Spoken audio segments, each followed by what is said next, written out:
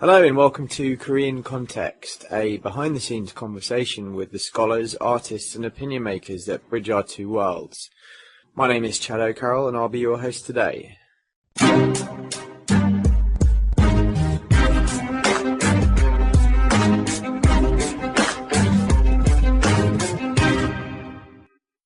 On the 13th of January 2012, the Korean Economic Institute marked Korean American Day at a celebratory event at the Newseum in Washington, D.C. With Korea among the top 5 countries of origin of immigrants to the United States, and Korean Americans having made numerous contributions to American life over the past several decades, Congress decided in 2003 to mark January 13th as the annual Korean American Day in the United States of America. To mark the day, KEI celebrated the contributions of 3 prominent Korean Americans in the fields of art and literature. Peter H. Lee, Professor Emeritus of Korean and Comparative Literature at UCLA, Youngsuk, Chairman of Elsevier Management Committee, and Daniel Dae Kim, the actor who I'm sure you all know from Hawaii Five-0, Lost, and other feature films. After the event, I got the chance to speak to Daniel Dae Kim for a special Korean American Day episode of Korean Kontext. I started by asking what it was that made him change career path from law to acting during his early university days. I guess for me, when I was going through college, there was a lot of tension between what I felt that I should do and what I really wanted to do. And it was unfortunate that the thing that I wanted to do was didn't fall in line with what was expected of me. And so, as much as I do love politics and government, the thing that I felt like my heart kind of led me to was acting, and so that's why I changed course. Most people that have done well in the creative scene, they've had to, like, at one point in their mind had a thought that said, I'm going to have to put my all at this. What point did that happen for you, and what made you really think, I'm not going to need to fall back on law? Wow, I still ask myself that question. Or did that happen? I don't know. No, I do remember there were a couple of transition points for me, and one was graduation from university. Once I graduated, I really felt like I had to make a commitment one way or the other. And I remember being a senior, and when all of the management consulting firms and law firms were coming to campus recruiting, I really was faced at that point with the crossroads, and it was then that I made the decision to make the commitment to go to New York and try it, being an actor. And there were several other kind of crossroads subsequently, but it's a question that I constantly ask myself. There are some people who act and they say, well, I can't think of ever doing anything else. It wasn't necessarily the case with me. I kept thinking, well, there are other things I could do, but I still choose acting. You're an actor, that's what we all know you for. What else do you like to do? I understand you've recently opened a burger restaurant, for example, in Hawaii. I did, and I've actually since sold my shares in the restaurant. It was something that I tried as an experiment, and I found really fulfilling. And then now I want to try and do something else. But I'm really a political junkie, actually, in my spare time. I read a lot of blogs and news sites like HuffPo, and I like to keep up on what's going on. And to me, they always say politics is a sport, so that for me it's a recreational sport. This is an interesting question. We had a sort of straw man with questions in the office, and someone suggested this, and I think it was an interesting question. And several of the panelists raised this today, saying that they alluded to the point that I think it was 2005, you were recognized as the sexiest man, quote unquote, by people.com, I believe. Big quotes. Big quotes. Is it true? What do you think of the idea that Washington is the sort of Hollywood for unattractive people? Well, I've heard two things. I've heard that Washington is Hollywood for the unattractive, and that Hollywood is Washington for the stupid. So, so it goes both ways. But, there are a lot of similarities between the two cities, for sure. They're both one industry towns, and, the currency of conversation is what is happening there at that time. I think what happens in Washington is a little bit more important personally, but there are some parallels to be drawn. Ronald Reagan once said, "How can a president not be an actor?" What do you think of Obama in terms of acting? I think there is a great value to being an orator, a really good orator, and I think President Obama is exceptionally good at speech making. I think he has a way of connecting to his audience without sounding like he's beating you BS, and that's a very important part of the job, I think. And when you have someone who's not as strong in that department, I gotta admit, I feel like I trust that person less, or I feel less sure of his capabilities. So that's definitely part of it. I think Ronald Reagan he was onto something with that statement. Okay, so it's Korean American Day today. You've had your award. As a Korean American, have you experienced any difficulty in balancing your identity between Korean and American? I think it's fluid. Throughout my life, there were stages at which I felt I wished I was more quote unquote American, even though as a Korean American I am fully American. And then there were other times where I really embraced my Korean heritage.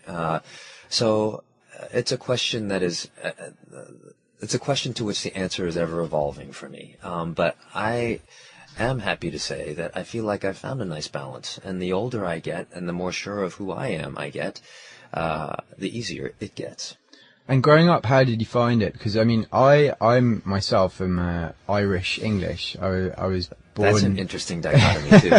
And one thing I remember watching a documentary when I was younger about people in our situation who were of two nations. There was someone I remember. He said, "I feel like I have no nation," and I felt the same dilemma sometimes going back to Ireland, where I don't feel like I completely fit in. Mm-hmm. The same in Britain, where sometimes especially when I was younger, I felt like I didn't completely fit in. Like how did you encounter any of those difficulties growing up, or? Absolutely. But I find questions like that are really matters of perspective ultimately, because there have been moments where I felt like I am a person without a country. I am not 100% accepted in America, or not 100% accepted in Korea.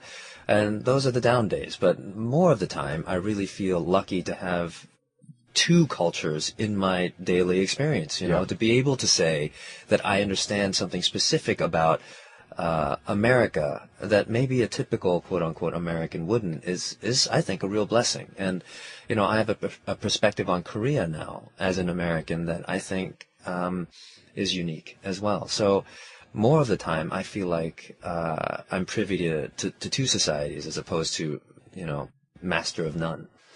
And as a Korean American in Lost, you played the role of Jin Soo Kwon. Correct. Well done. Yeah. Did you find it, easy or hard to act the role of not a Korean American, but fully legit Korean national? Yeah.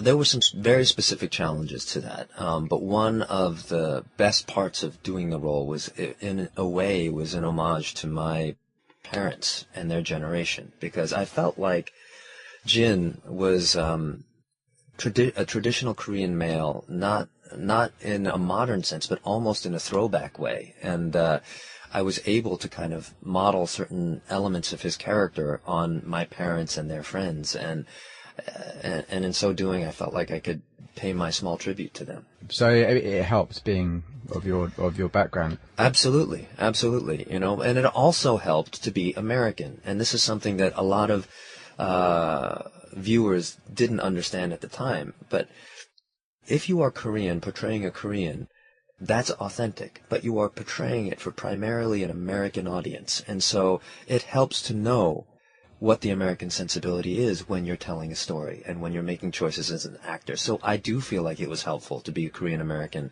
playing the role of a Korean national, as opposed to a Korean national playing a Korean national who didn't have a full comprehension of American society and the language. And how do you think Korean people are generally portrayed in American films?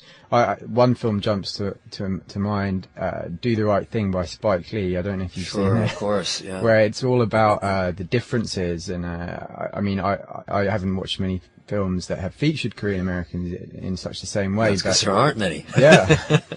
But no, Do the Right Thing was a product of its time and place, and I think that is a legitimate example of a kind of Korean American. Now, the problem that we run into is that portrayal, among many portrayals, is valid and legitimate. It's just that we don't have many other portrayals to balance it out. To me, it's a spectrum of colors that represents an experience. Now, once we can find that balance and have different kind of characters that we see in the mainstream, then all of that becomes part of the picture. And as an actor, that role that Steve Park played, and I think played really well, is as legitimate as Jin Soo Kwon, or as legitimate as what Ken Jeong does on The Hangover. You know, all of those things are part of what we should be able to do. And I think that's what we're working toward, the day that we can portray those characters without having the weight of representation on each one's being placed on it so heavily. Okay, yeah. As a Korean American that's been, mainly doing your work in the United States, are you, any point do you think you're going to do any work in Korea itself, or maybe you have in the past? I would like to, but I realize that there are certain limitations to what I can do, so it would have to be a specific kind of role. And to be quite blunt, I wouldn't want to just go there for the sake of going there. I'd want to do something that I could be proud of. And I'd want to do something with filmmakers and actors whom I admire, because there certainly are many of them in Korea. Yes, I'm open, and given the right opportunity, I would welcome it. Okay. So, we all know you as Daniel Dae Kim from Lost, Hawaii Five-0 and whatnot, but, you do work on the side as well in other areas. What's some of the kind of work that you do in those areas that perhaps your average American might not be familiar with? And of that, what are you most proud of? Gosh, that's a really good question. I'm involved with various charitable organizations in Hawaii and nationally, and I'm proud of the work I do with them. And, more recently, I'm proud of if I can even say proud, I really think more the appropriate way of putting it is I'm honored to be asked to be a spokesperson for, organizations like KEI or KACF. Mm-hmm. I think they're really a large part of what I can offer back to the community, and not just the Korean American community, but the American community in general. So I'm hopeful that I'm able to do more of that. Talking about your giving back, like growing up, like what were your sort of key influences? Who sort of motivated you, or did you look up to as an actor in the early days? I had my answers all prepared until you said actor. My role models still today, are not primarily actors. My role models are people like Martin Luther King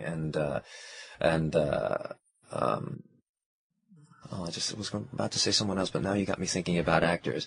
But to switch gears, to go to people like actors, I don't think it's any coincidence that the actors that I tend to admire in terms of career are minority actors, because I feel like I have much more in common with their journeys than a typical mainstream actor. People like Morgan Freeman or Denzel Washington or Sidney Poitier are role models for me. And so, in some ways I feel like their journey parallels mine. It was touched upon earlier, but is it more difficult, do you think, being a minority actor, coming into some of these roles than, for example, being a white actor or Caucasian? Yeah, I think so. I think there's a vision. When writers write, they write in their own image. And if the writers are primarily white American, their hero is probably going to be white American. In the same way that, when Brits do Shakespeare, if you're Welsh, they think that you're massacring the language, or if you're Irish, it's not the same. It's difficult for, an Irishman or a Welshman to get into the RSC, because there's that. It's not a written rule, but there is another hurdle that you need to cross before you're accepted in that world, and you still need the standard pronunciation. You need to fit the part and sound the part, and I think that's still true in America, although that is changing. you talked earlier about concentrating on some, or perhaps in future doing some smaller kind of projects aside from the TV work. You've done some theatre in London, obviously, but is that something you would hope to do more of? Do you enjoy that? I do. I love the theatre, and I really do hope to do more of it. I love London, and if there's a right role for me somewhere there, I would work again there in a heartbeat. It's about, I think, a breadth of experience for me. And so, being an actor does not mean just working on television. And the theater is where I first started working, and so I'd like to go back. And, as far as independent films, that's a world that traditionally doesn't have a lot of Asian American representation. So, that's a nut I'd like to crack. And I'm sure London would love to have you back. I used to work right next to the theatre that Kevin Spacey used to work in. The Old Vic? Yeah, right. Just in Waterloo, actually. Yeah, and the queues of American tourists coming in was astounding to me every time. Yeah, no, it's good. I mean, I think, people. I could talk about this for hours, but I think it's great, and I think if it exposes the average theater goer to more classical theater, then I think it's a great thing, because there's a lot to be learned from the classics. Right.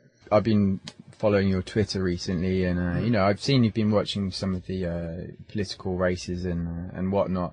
Do you think it's important for celebrities to be involved in politics in the way you are? And because you made a good point earlier that having a good education as well as being an actor allows you to be more informed on issues. And do you think it's important and useful to express your opinion to those kind of fans and whatnot? I think that's a great question, because it's one that I'm asking myself a lot these days, because it's a fine line, isn't it?